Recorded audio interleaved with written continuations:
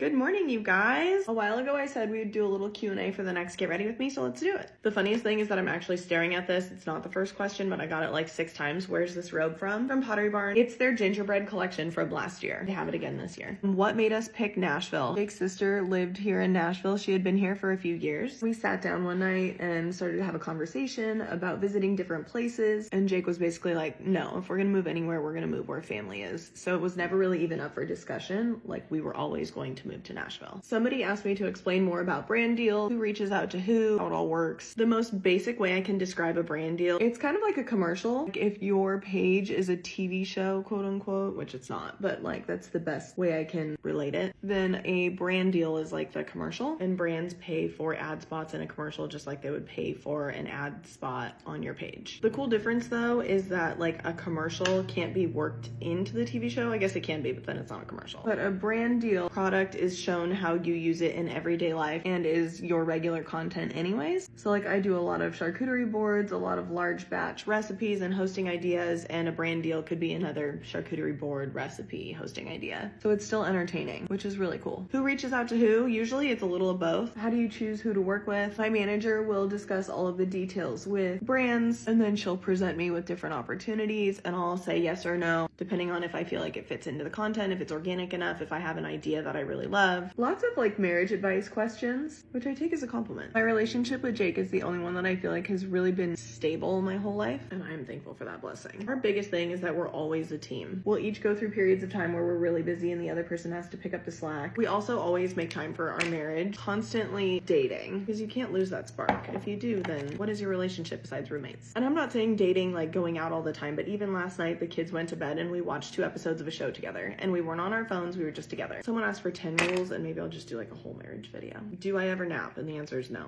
That one's easy. It used to be because I wore contacts and it was really uncomfortable, and now I just don't. Challenges and blessings of having our in-laws live with us. I would say the most challenging part was definitely in the beginning when we were all just kind of like trying to figure out our roles. Not wanting to step on anyone's toes, but also wanting to feel comfortable and at home. There's a lot of blessings. My kids have a really, really close relationship with their grandparents. Like the twins don't even remember a time where grandma and grandpa weren't in the house. We also have a close relationship with Jake's parents too. Like just yesterday during football, we were all able to just like sit down together, watch together, just talk about life. We're able to do that all the time. Baby names that we loved, especially for a little girl. We were originally told that Eli was a girl. That name was Emmy Jo. I will never get to use that name, so anybody feel free to take it. Biggest piece of advice to my younger self, just to like expect the unexpected, just roll with it. Never thought that I would leave California. I never thought I would be my own boss, work in content creation. Time just has a funny way of like making things happen that you never thought were gonna happen or even dreamed of. That piece of advice really goes well into this next one. Someone said they're in their mid-20s, wanting to move to a different state, start all over. Just do it. Just feel like in life, the things that you regret more are the things that you didn't do instead of the things that you did do. Like if you move and you hate it, you can move back. If you never do it, you'll always look back and wonder what would have happened if I did that. What inspired content creating? Jake wanted me to come back and work for the business after the twins were 2 years old, and I said no. I needed to find a creative outlet that I actually enjoyed to do for a job. And I had a friend who was a content creator, and she was like, you should try it. And so I did. And it was COVID, so it was really good timing because everyone was home. So I worked it from home every day like it was my full-time job. We were like kind of struggling financially, and I was like, I promise all of these big grocery trips and everything, it'll pay off, it'll pay off. Eventually it did. My first brand deal was with Rubio's, which was like a Southern California taco shop, and it was for $300, and they paid me to make a big board, and I think I spent $175 on that board for the food. And Jake was like, we've made it. She is making money now. We were net positive. He was thrilled. I was thrilled too. Advice for content creating: just pick something that you love, start doing it, and doing it consistently. That's the best way to have success in this space, is to just be consistent. Refine your skill, but also if you wait until your videos are perfect, you waited too long. Favorite thing about Tennessee versus San Diego? Definitely the seasons. I love, we have a true fall with the leaves, and a true winter. We had snow last year. It was the first time my kids had ever seen snow. We have a true spring, and then summer is hot as shit. Questions on how to balance household, job, working out, and the answer is just get up early. Waking up at 5 a.m.,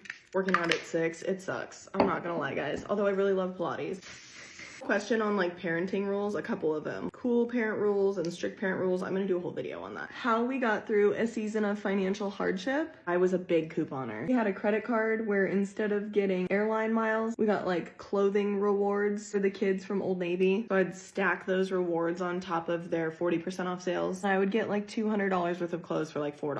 I really did my homework. It probably took me like 2 hours to do that every time. Jake is also a really good budgeter. It's why he's in finance. And we just really kept track of every single dollar. Lots of budgeting, lots of couponing. How is Eli's feed doing? He's doing really well. He's just doing an overnight feed right now. And he's just kind of bulking up. He's getting to be so big. How to deal with mom guilt? I don't know. I feel like if I'm feeling mom guilt, I just try to listen to that intuition and put my work down, put my phone down, put whatever it is down, and just spend some quality time with them. I just won't. Okay, like I was saying, that's why every once in a while, I just won't show up here for a random day. It's usually a Saturday because we have football and I just want to be with the kids and watch their games. Dealing with gender disappointment. I feel like I could talk a lot about that, but I'll sum it up really quick. I never really knew that I wanted a girl until we had the twins. Pregnant with them, we were told that Eli was a girl originally. He was obviously not a girl. I felt really sad and I had to grieve a lot. Grieved the thought of Jake walking a daughter down the aisle. I grieved, you know, taking my daughter wedding dress shopping, prom dress shopping, buying a dollhouse for a Christmas present, doing girls' days, lunches, nails, like doing all the girly things. Took some time to grieve that, but that's totally valid. Going through infertility also, at the end of the day, I just really wanted healthy babies. Didn't care, boy, girl, whatever. But I'm only human. I had dreams and then had to deal with those dreams becoming not realities. I say if you're going through it, take the time that you need to grieve. Thankful that you have a healthy baby, but also understand that it's okay to grieve that. Last one was house update. We just finished the deck. Our next renovation, we don't know what it is. We don't have any plans anytime soon. I so desperately want to do the kitchen. It's gonna be like a whole thing. We probably have to move out when we do it. So probably not for at least a year, maybe 2. But I can't wait to show you guys the deck. I'm gonna go film some pecan pies. Love y'all.